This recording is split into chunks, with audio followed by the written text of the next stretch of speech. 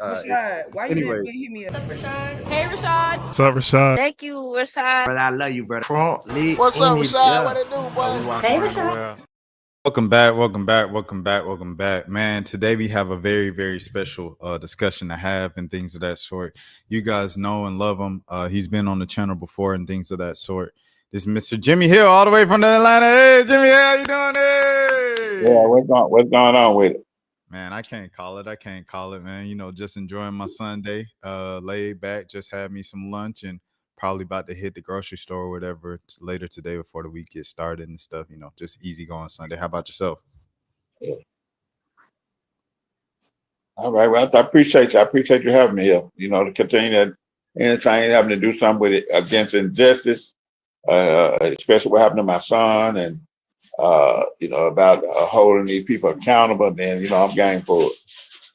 Yes, sir. Yes, sir. And the reason why I brought you up this week is because obviously, as we discussed a little bit before, a lot of the blogs and kind of gossip pages, hip hop pages, everything like that, they've been posting and focusing a lot of attention on these leaked phone calls and leaked recordings of Young Thug. There was a recording of Young Thug allegedly in an interrogation room talking to detectives and officers for about an hour.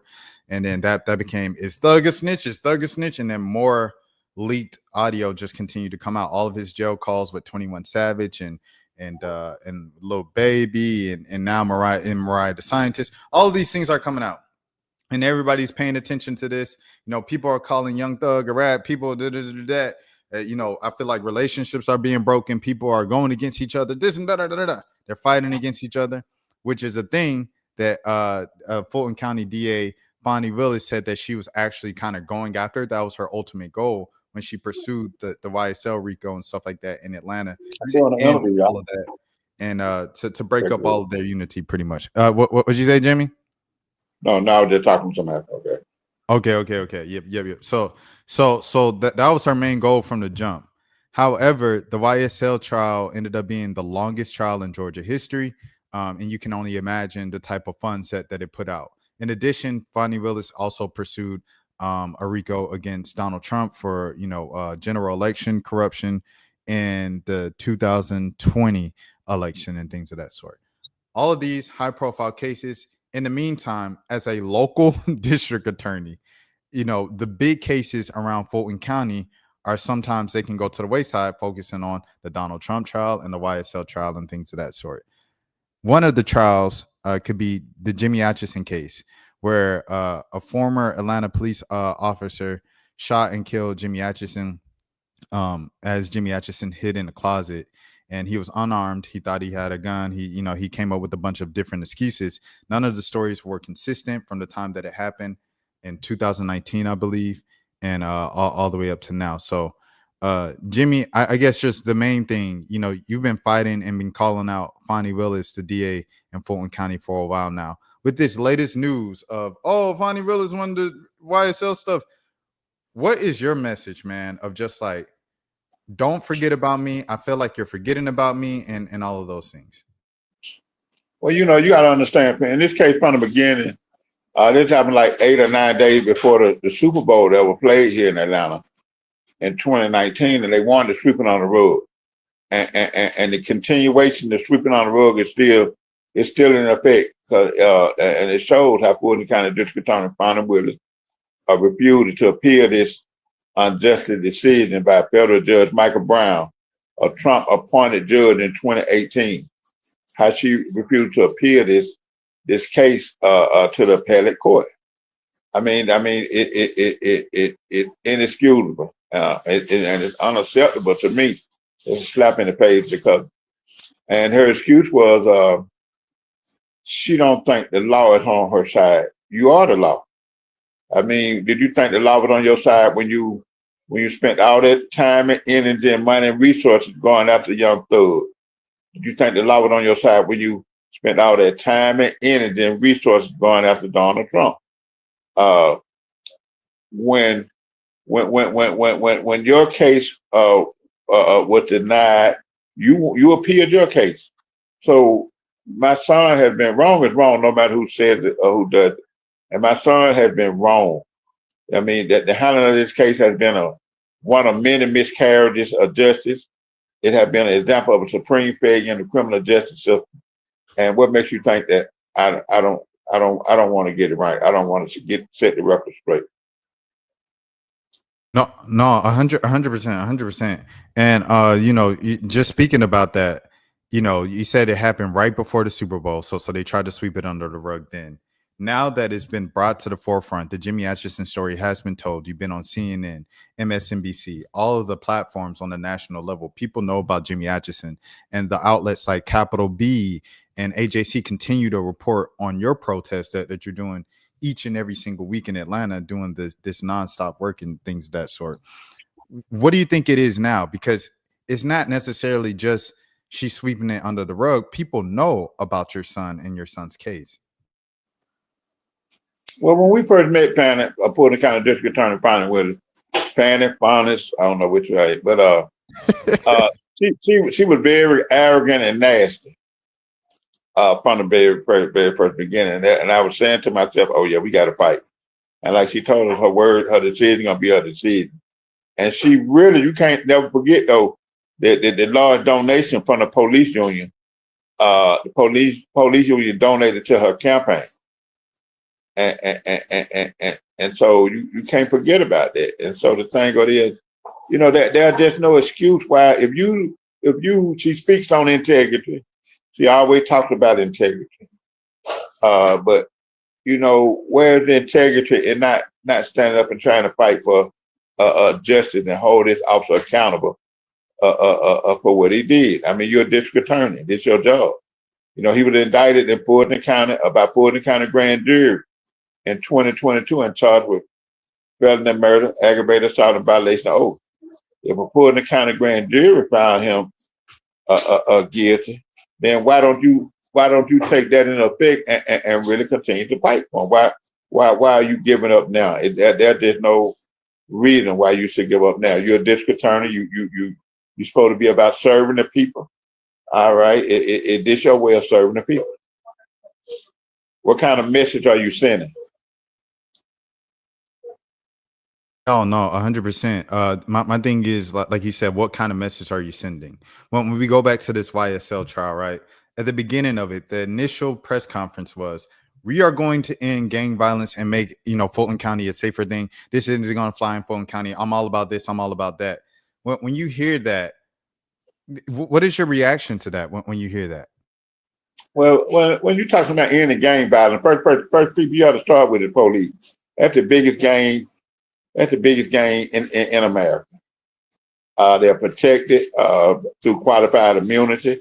Why would you need qualified immunity if you didn't do anything wrong? They continue to target us, and they're protected by DA, district attorneys, like Fannie Willis. So I can understand you say you want to, let's get this gang problem. Let's get all gang. Let's don't pick a selected few. Let's don't just go after black people. Go after them all. If you're going to do it, let's do it right. Go after everybody. Hold everybody accountable. Everybody. And see, that's the thing that's going on in Atlanta now. Atlanta is about, leadership in Atlanta is about relationship over accountability. No one wants to hold each other accountable. They will cover up for each other, but they're not holding each other accountable. Now, you have to look at how many people have been murdered by Atlanta police in the city of Atlanta, who cases that still sitting on Fannie Willis' desk, or who she's dismissed, or who she's passed on. Or you have about 12 or 13 cases. I mean, what have she done? What have she done lately? She's done nothing. False promises. A lot of times in Atlanta, and I think just in general in Black America, we elect Black politicians and we celebrate the fact that they're the first Black this person in this role, the first Black person in this role, and all of that stuff is extremely important. But for you, what is like one thing that maybe even through this entire process that you've learned about elected Black officials and points of power? What did you learn about that is not necessarily the best thing for Black people all the time? Well, I know growing up, I'm 63 years old. Growing up, I used to be throwing my fist in the air and pump. Growing up, I used to be so proud of Black leadership. I'm on the phone. I was growing up proud of Black leadership. Excuse me, my fault. Proud of Black leadership, but Black leadership have changed. No, they have been many have sold out, many are living in fear. Men are selling their soul for a few pieces of silver, a better position, or a title. Men are afraid to step on political toes. It's a big difference. I'm embarrassed by black leadership these days. I'm from former civil rights leaders. You have pastors, black pastors, even in my 6.5 years. 6.5 years of fighting, and black leadership have been silent on this case. Black leadership, I was thinking it might finally be an uproar when the judge made that decision to dismiss the charge against the officer. But it's still black leadership. Black leadership, they quote the quote. You can quote the quote of Dr. Martin Luther King, and they do a hell of a job of that. And they dress up on King's Day, and they wear the hats and the suits, and like I said, quote the quotes. But the truth of the matter is, so many people in black leadership, especially in Atlanta, Australia, so far away from what Dr. King was about. So how can you say his name but disremember his legacy? How can you lift up his name and don't lift up the issue that he cared for and died for? And one of those issues was we cannot be satisfied as long as black Americans continue to be the victims of unspeakable horror of police brutality. And that's what one of the issues was. Yeah, I remember. Were you finished? I didn't want to cut you off before you finish. No, I was too. I remember when I went to the prayer visual. I believe that was in June. I want to say, or was that June? Yeah, something like that. Yeah. Yeah. Okay. Yeah. Okay. Yeah. So I remember this past summer, I went to the prayer visual, and at the prayer visual, I remember you were telling me about, like, and then you told me afterwards too in the interview how there's this Jewish rabbi who's always supported you guys throughout this entire fight, and he's been there more consistently than any black pastor. I wanted to ask you about Jamal Bryant, because Jamal Bryant, and I haven't approached Jamal Bryant with this myself, but he's so outspoken, especially about Trump, each and every single week. I feel like this is a localized thing that he doesn't have to go to DC. He doesn't have to get on a flight for, that he can, speak against Trump and everything locally. He doesn't have to go anywhere for it. Like, how have you reached out to Pastor Jamal Bryant? Have you guys had any interactions? What has that been like the last 6 years? I've reached out several times, and he say one thing. These pastors in Atlanta, they say one thing, but they don't. And you get lied to, from Jamal Bryant to Shannon Jones. He's the head of Concerned Black Clergy. And they just mislead you. That's the bottom line. They mislead you, and you lied to, and they just afraid. There's just something about police brutality that puts fear in them. How do you feel when those figures or any type of figure calls out Donald Trump, and then you're like, hey, this is a direct result of Donald Trump here in Atlanta? My black son, police brutality. In 2020, we were all marching for police brutality in the streets. After 2024 election, you all were protesting against Donald Trump. Why aren't you helping me with this situation where both worlds intersect? How do you feel when people still continue? Is it like, oh, okay, that's just lip service, I see through the glass of mirrors, that's all for fakes and likes or whatever? Well, one thing I know, like a lot of pastors, leaders of faith, came together, and a lot of black pastors, leaders of faith, came together in Atlanta and met at the King's Center, and they asked for stop the genocide that was happening over in Palestine, the Israel-Palestine conflict. Okay, well, what about the genocide that's going on right here in Atlanta? These are young black men being murdered. So you're not saying nothing. And I know there's something like, we had people like from Bernice King and Dr. Bernice King and Dr. Bernice King and different people and a lot of black leadership. They will say something when it comes to high profile cases. Former Atlanta Mayor Keisha Bottoms, Senator Ralph Warnock, Governor Kemp. They would say things about from the Tyree Nichols cases, like Tyree Nichols cases and George Floyd. I mean, but and my condolences that go to the families of those victims. But what about what's going on in your bedroom backyard? They're silent. They're silent. They're silent when it comes to police brutality in their own baby backyard. I've been fighting for 6 years and haven't seen it yet. And I've seen one state representative make a statement that said Tyree Nichols deserved to make it home. George Floyd deserved to make it home. And somebody else deserved to make it home. I was saying, well, what about the people in Atlanta? They've been killed by police. Didn't they deserve to make it home? So it's something going on. I don't know what it has something to do with the Confederate. It just when it comes to police brutality in Atlanta, it's just too many scared black people in leadership positions.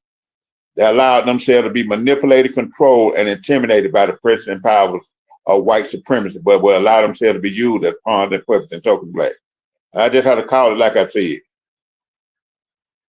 100%. The question I have for you is, just going off of that in Atlanta, I think everybody knows, like, I'm from Cobb, right? So it's like everybody knows Cobb County Police, like, come on, black boy, like that's what it stands for. Like, don't mess with Cobb, don't mess with Paulding County, don't mess with Clayton County, Clayton County, Douglas County, all these outskirts.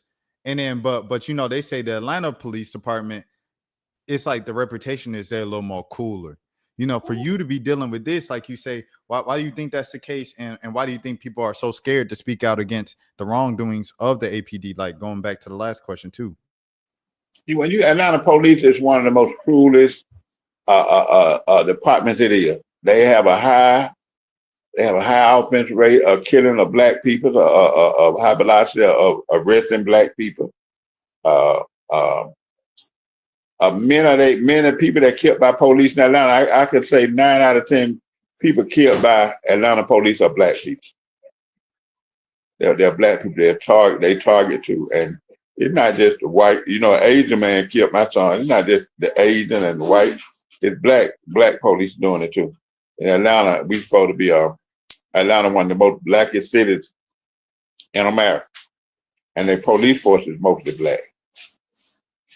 But Atlanta has a thing going on with police, and they're not being held accountable. You can go all the way back to Katherine Johnson, the botched drug raid.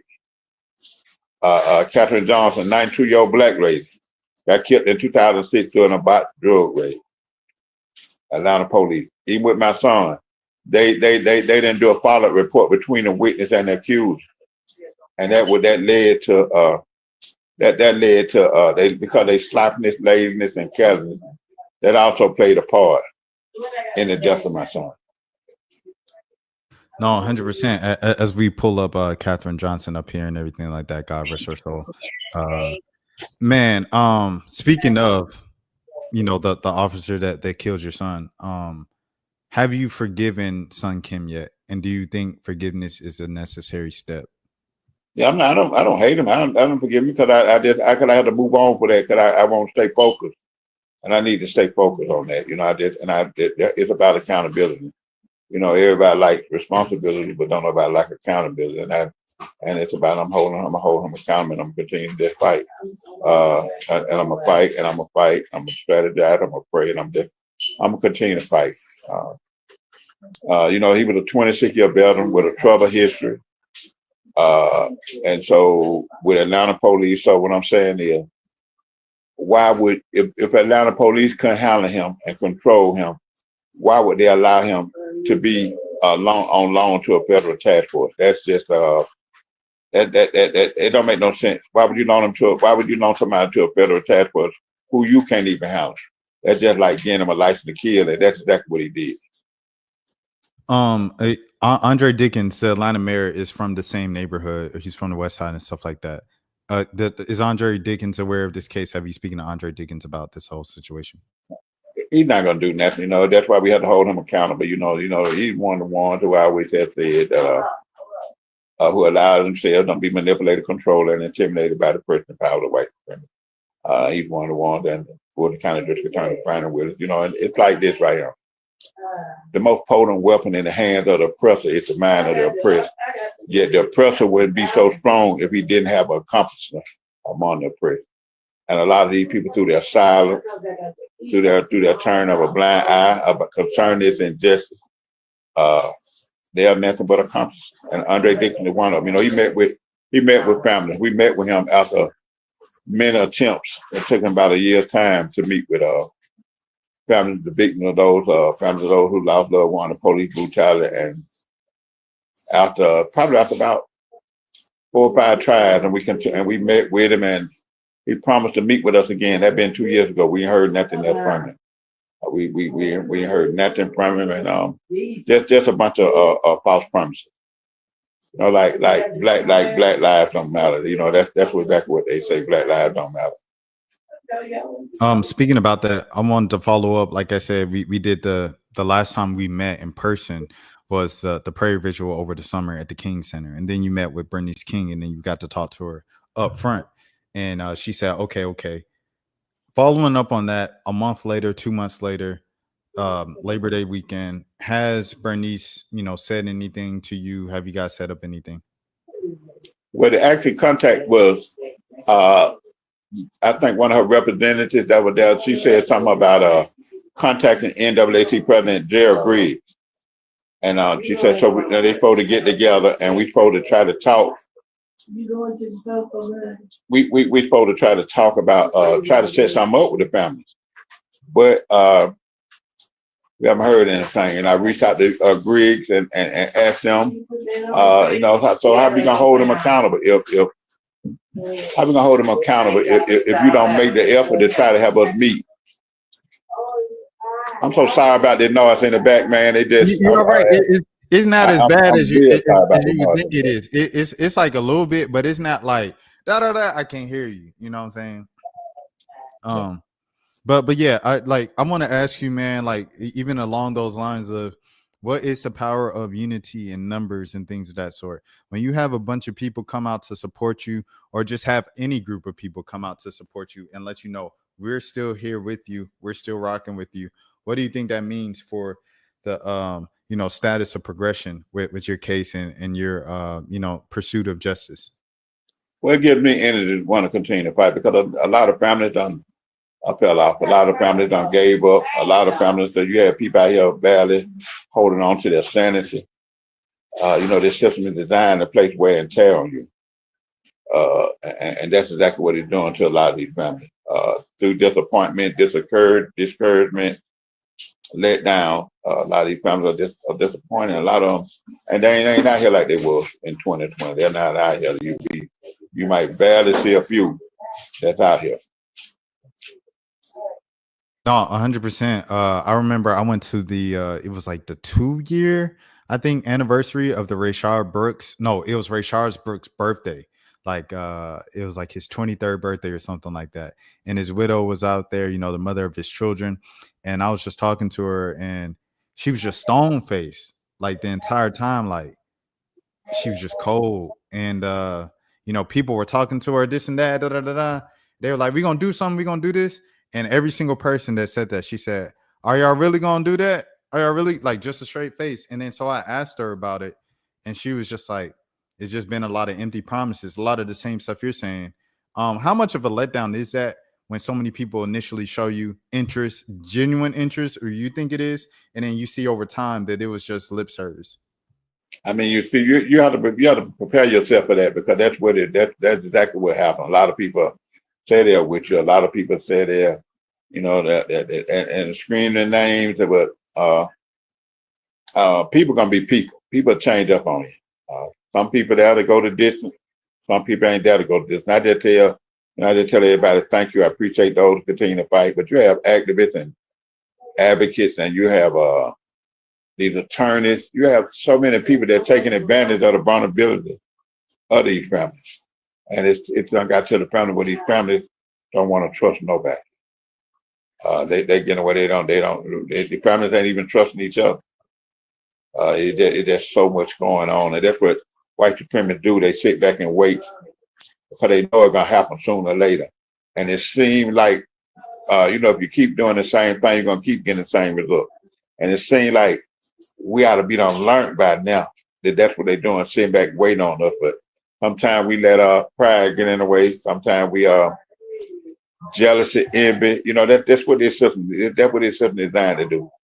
And they have a, you know, we have to realize this movement is bigger than any one, two, or three of us. This is a movement where we have to fight together with humbleness and humility and fight together. And sometimes we lose track on that. Once we start losing track on that, then, you know, it's all over. So what we have to do, we got to bounce back. We got to bounce back. You know, the families done fell out. Not really been that close the last couple of years, the 13, 14 families in Atlanta, but we got to have some kind of way to get it together. So what I try to do is I just try to continue to just stay out there and let people know. I want the audience to know that I'm not just out here fighting for my son. I'm out here fighting for your mother, your father, your sister, your brother, because there's no book on how not to become a victim of police brutality, especially if you're black. You know, never in a million years did we think they were going to end up on our doorstep, but it did. Do you think it's a necessary evil, like to have the high profile activists and, you know, kind of celebrity activists to come in and speak initially? Because even if, you know, like you said, like it might not be genuine or something like that, it might just be lip service, or humans flip and they switch, or they're going to switch sides on you eventually. Do you think it's a necessary evil, because that initial attention that they do bring can bring the people who are going to be in there for the long haul? Well, sometimes, but then, you know, yeah, these celebrities in Atlanta, they on something else. That's why when I talk about the pastor, I'm talking about the celebrity, I'm talking about the organization, they talking about something else. People are living in fear. People are selfish. You know, our ancestors sacrificed themselves just for me and you to be here today. So many people are standing on the shoulders of our ancestors reaping the benefits, but yet and still, don't nobody want to sacrifice. People are living in fear. I remember when my son first got killed, he got killed not too far from where T.I. was raised up at, same side of town. And we NAACP President Gerald Griggs made a call to T.I. And because his relationship was with Keisha Bottoms, you know, Keisha Bottoms had a lot of relationship with entertainers. And by her placing a dark cloud over this case from the beginning, T.I. said, we heard him on the speakerphone. He said, "What you gonna do about the Jimmy accident case?" And T.I. response was, "I don't want to have nothing to do with it." That's the man. Wow. I mean that's what it is. And so, but yet and still, when they go to talking about, and all our rallies have and press conferences have been nonviolent, but when people have, you know, where they were burning stuff in Atlanta, and the first thing people go do it, they go get T.I. and Killer Mike. I mean, who are they? I mean, they say they active. Killer Mike. I haven't seen Killer Mike out here in the street. I haven't seen Killer Mike talk to not one in the family. Even when they say about Jermaine Dupri during the Super Bowl, when he's supposed to have been connected with the family, I haven't seen none of the families I know not here in Atlanta that he talked to none of them. I've been in contact with just about every family that's here for the past 6.5 years. So these celebrities, they don't, you know, they strictly for themselves. They strictly for themselves. State representatives, city and state officials, these pastors. I mean, it's a sad story now. So what we have to do is try to educate people in the communities and make them aware, because they're leaders also too. But for leadership in Atlanta, I don't trust leadership in Atlanta. I call it misleadership. Misleadership, not when it comes to police brutality, misleadership overall. Leaving us out there in the ocean and leaving us without a life jacket, leaving us to drown, because black leadership have totally, like I said, black leadership in Atlanta, they have totally changed. Speaking about that, like you said, all the celebrities and stuff, I want to ask you about you know, Young Thug's dad, because Young Thug's dad, he was out there every single day at the courthouse. He was speaking against Fonnie. Election comes, he votes against Fonnie. He's public about it and stuff like that. Now that his case is over with his son, and his son is out, and his son, you know, is doing what he's doing and stuff like that, living his life again. Has that ever been a thing of like where you might have thought of reaching out to them and seeing, like, you know, this is Young Thug and YSL people directly, and they saying, Fonnie, like, you need to get on this, you need to get on that, just like how you got on us? Was that a... Well, I had some friends that I must have not called them friends. I just had some people I know in the movement that that been on the podcast that they had, and they asked me that I want to come on the podcast, but I was just sometimes be so busy, caught up with everything else, and Then I was in and out of the hospitals. I had prostate surgery, and they cut my bladder by mistake, and I had 6 blood transfusions and 2 surgeries. So I was in the hospital for almost 2 months. So, it's a lot of things that it's a lot of things that were going on. And I try to catch as much. I'm not able to move around much as I used to. And even missing one of my biggest disappointments was missing my son's court date. The second one, and but I caught the last court date, and but his officer got on the stand, and I really believe that from the beginning that the district attorney, assistant district attorney Brian Watkins, who represented us from the Fulton County District Attorney Office, I really believe he was sabotaging this case. He was misrepresenting us. How would you feel? If you're a district attorney and you're going to interview the people you're going to bring. If I'm representing you, I'm going to bring the people that's for you. I'm going to bring them and I'm going to have interviews with them first, if they represent you. And they're going to be in your best interest. How about this man brought 3 Atlanta police officers in. He represented us, and all 3 of them agreed with the defense, saying that Son Kim was a federal officer. And we were saying that he was a state officer executing a state warrant on loan to a federal task force. But this man brought, from the beginning, he brought 3 Atlanta police officers that said he was a federal officer. So what good? Why did you even bring him? What good was that going to do? And the several times the judge had to get on him about doing his homework. You ain't doing your homework right. And then at the end, when they had Son Kim on the stand, he didn't grill him. He didn't hold him accountable. A minute and a half, and he was off the stand. You had this man on the stand, and you didn't ask the proper question. Telling you afraid of, you don't want to make the judge mad. Damn, making the judge mad. We're trying to get some kind of accountability. So it just makes me think that he was sabotaging the case, and and that's why one of the reasons why Fulton County District Attorney Fannie Willis, why she refused to appeal this case. I don't understand why she refused to appeal this case, but guess what? Like I said, she didn't want to present this case to a Fulton County grand jury from the beginning. Now you got to remember, till we try to put some fire up under us. They respond to pressure. Like, it's a lot of people calling now concerning this, trying to get her up here. We had Jewish rabbis. We had a lot of people calling her, and she won't answer the phone. We had newspaper, Capital B, Atlanta Black Star. We've had different news people, media calling her. She would not answer the phone. You know how we find out that she said she wasn't gonna appeal this case? We found out through a reporter from Capital B. They were interviewing her about the Fulton County Jail about a month ago, and she asked her at the end of the interview, "Well, what about Jimmy Ashton?" And she said, "I'm not going to appeal it." So she didn't even have the integrity to call our family in and meet with our family to tell us that face to face. We had to find out through another avenue. So where's the integrity in that? And the thing of this, see, so now she continued to throw out about she got 68% of the vote. Yes, because who was you running against? Didn't nobody know you were running who you were running against. So that's why you got 68% of the vote. So I think we need to start doing a better job of holding these officials accountable, because like I said, Atlanta is about relationship over accountability, and they continue to cover up for each other. And going off of that, I want to ask, is this the number for Fannie Willis that people should be calling, this 404-612-4981? Yeah, and let me tell you what she did one time before she presented this case to a Fulton County grand jury, when we brought a lot of heat to her.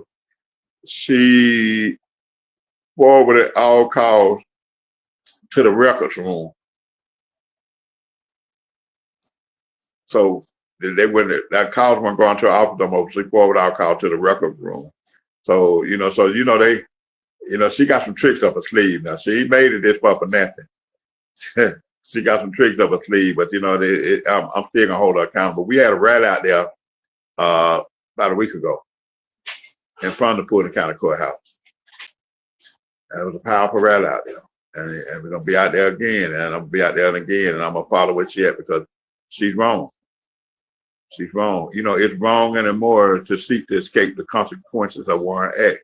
Son Kim murdered my son unnecessary, unjustifiable. With unarmed surrender, complied while posing no threat. And he shot him one time below the eye. There were 3 officers in the room, 3 more officers in the room with him. Why didn't they shoot? It's so much from top to bottom about this case that baffles me because one officer said the story was inconsistent. One officer said he raised his right hand. Another officer said he raised both hands together. Another officer said he raised both hands, one hand in the form of a gun. Son Kim said he didn't know that my son was under the clothes. It's not like he had to open up a closet and walk in. It was one of them little small closets, slide door closet.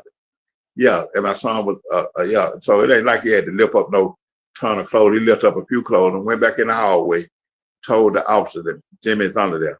But then when we get to court, this last time we even on the stand, he said he didn't know that was my son up under. He said he saw a white eyeball. And he saw a white eyeball, and he said, don't move. But the officer said, show your hand. So the stories are complete. And the judge even said that he don't know whether he said, show your hand or freeze, don't move. So the judge, I mean, it's just like he was just taking it for a joke, qualified and protecting them through qualified immunity. But it just shows you, they went looking for my son military style.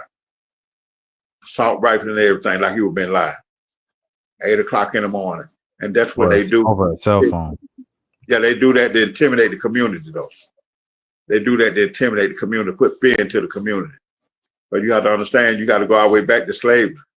The paddy wagon and the slave patrol, and it's always about submitting, and it's always about putting fear. And that's why a lot of black people, like my son, are killed in broad daylight to intimidate the community, and that's what it's about, intimidation. The marching, the acts of racism, white supremacy, and Jim Crow continue to be louder than ever, like they are in this case. Did this case teach you anything about the president, the importance of the presidency on a local level? It's something that touched you directly, that, you know, Trump, when his first term, he appointed this guy to the federal court as a judge, and now so years later it affects you. Did that teach you anything about the presidency and its direct kind of impact on local issues? Well, I didn't know that till I just found that out lately. After he did, I found that out lately that he had appointed a judge, and that's how Trump do. He set up these people in places that'll benefit him. No, they need to do away with qualified immunity. Like I said, why would you need qualified immunity if you didn't do nothing wrong? You know, they lie and we die. They kill, hide behind their bed and tell a lie while we continue to, our families suffer and struggle, fight for accountability and destiny while we continue to die. You know, my son, we lost his mother, May, and people don't know what it does to the family. We lost his mother, May of 22. She died from a broken heart. Cynthia asked why, you know, why fight for this case. So people don't understand what this really does to the family. You know, this system, I had to be reminded, this system, I used to say this system was broken, but this system ain't broken. This system is designed to do exactly what it's supposed to do, what it's designed to do. And that's what this system is doing. How are you feeling right now, health-wise? I'm a little banged up, but I'm all right. I'm ready to go back out there. I'll probably go out there one day next week in front of the office. I got the Jewish Rabbi Peter Berg at the temple. He get ready. He was out there with us at the rally. You know, he spoke. He did a letter. He presented a letter to Fannie Willis in front of the courthouse. He read it, and now he's ready to present a letter so I can share with legislation, Fannie Willis, news media. Yeah, he's getting ready to put together one. So, you know, like he said, he's gonna be with us to the end. You know, I was like, now this man here been true, and I can't even get people my own skin to you know, I mean, do Black lives really matter? I mean, what example y'all really said? by continuing to remain silent and ignoring. You got all these young black men have been killed now, and y'all are not saying not a mumbling word. You know, y'all, sometimes they feel like we out there on the island by ourselves, the family, but we know we got to fight. You know, you got to speak for those who can no longer speak for themselves, for the dead can't cry, but just it's the do that are living to do so for them. And I wish more people get involved. Like I said, we just not out there to fight for my son. We out there fight for the safety of us all. Because if you black, believe me, you are targeted. You're a target at any time. Is the boot off? Huh? Is the boot off? You said what now? The boot that you had on your foot. Oh, I got it. Yeah. Sometimes I walk with it, sometimes I don't. Yeah, it's getting there. Okay. Sometimes Okay. I'm learning how to walk again with just regular shoes on.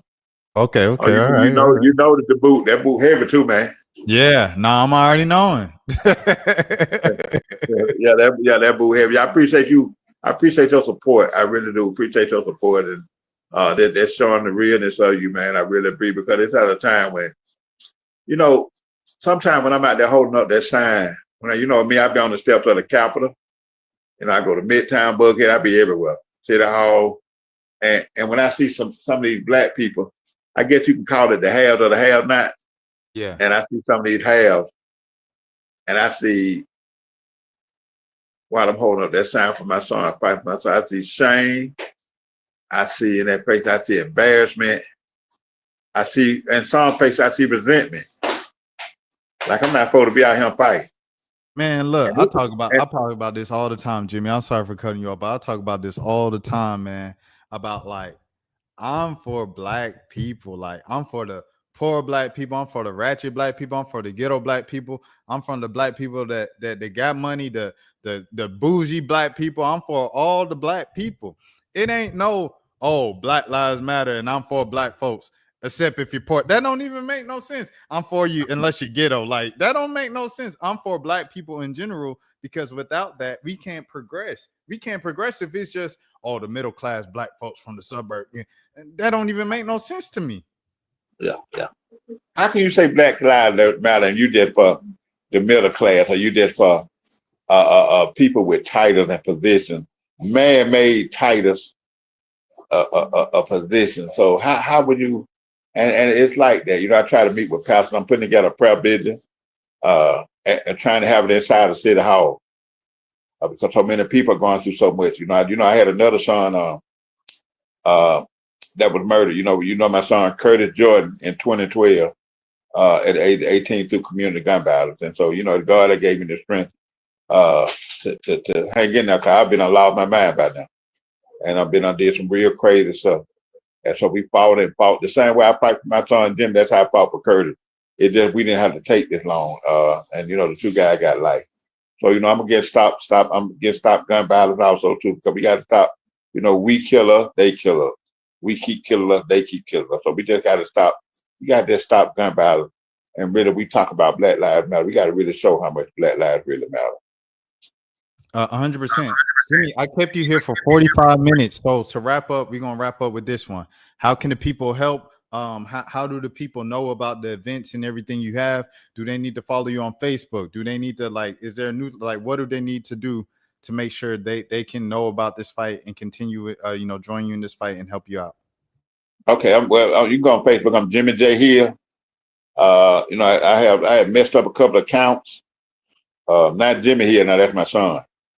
And, you know, he might have some wild stuff up there. So I'm Jimmy J. Hill.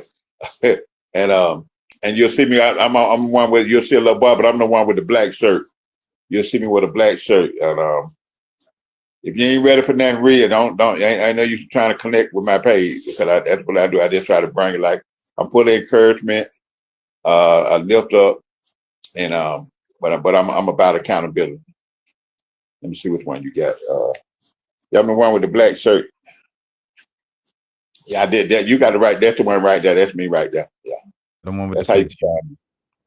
So this is the page on Facebook. Y'all make sure y'all tap in to know all the events every single time that he's going out there to speak. If you're in the Atlanta area, go out and show support, everything like that in front of the courthouse. And don't just be a bystander, say something, speak up. And yeah, Jimmy Hill, we appreciate it so much, man. 45 minutes, I appreciate it. I know you're busy. All right, man. I appreciate you, man. All right, and until next time, as always, my name is Rashad Milligan. Please take care of yourselves. All right. Well, God is good and just for Jimmy Atchison. There it is, justice for Jimmy Atchison. Rashad, why you didn't hit me up? What's up, Rashad? Hey, Rashad. What's up, Rashad? Thank you, Rashad. Brother, I love you, brother. What's up, Rashad? What it do, boy? Hey, Rashad.